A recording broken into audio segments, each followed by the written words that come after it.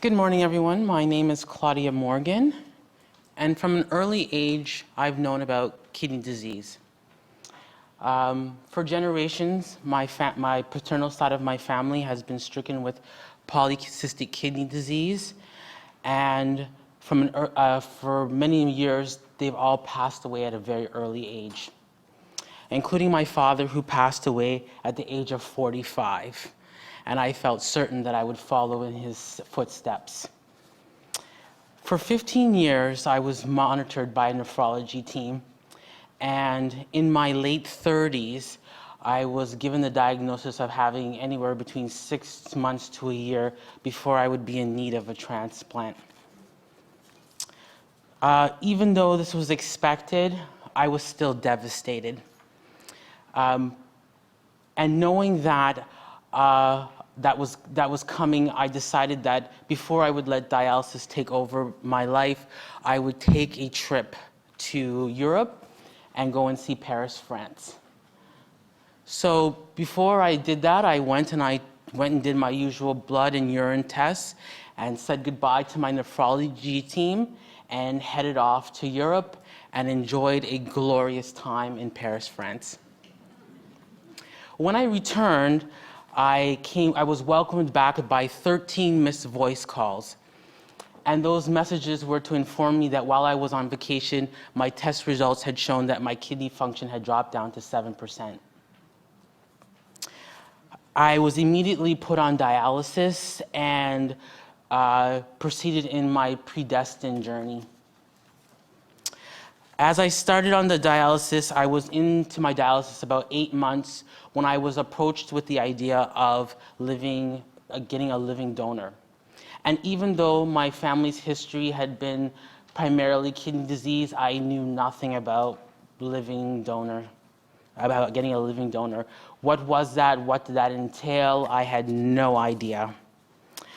But luckily, I had several people that had stepped forward and had volunteered to be tested to be donors. Unfortunately, I had no successful match, including my own mother. I was feeling frustrated, and at that point, I decided to approach my church family and share with them my frustrations and ask for them to pray for me. I had nowhere else to go.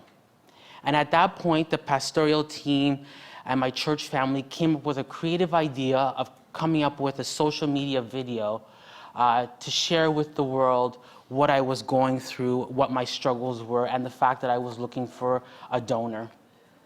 So my youth pastor created this video and uploaded it, and within a few short hours, this video, my little video, had been posted all over the world.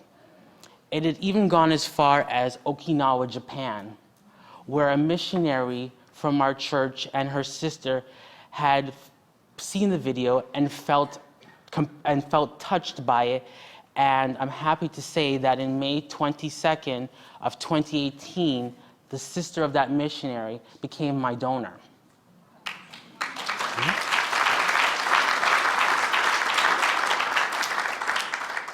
Now, while that is a successful story, I really didn't know what to expect. And it would have been nice if I would have had someone that I could have related to, someone that had gone through similar situations as myself, so that I could talk to them, to relate to them. So after I had my surgery, I felt compelled to want to bless others the same way that I had been blessed. And at that point in time, I was given the invitation to join a group called the TAP Ambassadors. I see my family over there. And they're a wonderful organization where they pair transplant recipients and transplant donors, and they go into the hospital setting and they share their experience with patients and their families to let them know what life looks like after transplantation. And it's all about telling my story. And it's centers like this that make it so important that I can share what I've been through and help answer any questions of what it's like to go through kidney transplantation so that no patient ever has to go through this alone. Thank you so much.